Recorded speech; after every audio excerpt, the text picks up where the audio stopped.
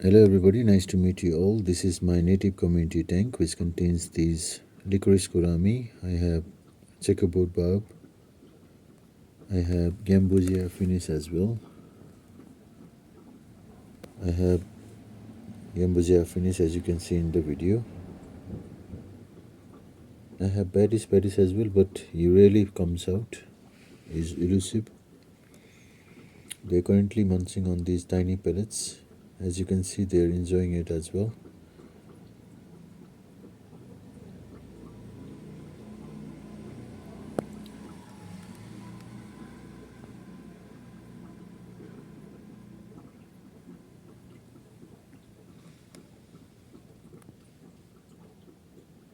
If you love my content, give me a thumbs up and do subscribe to the channel as well.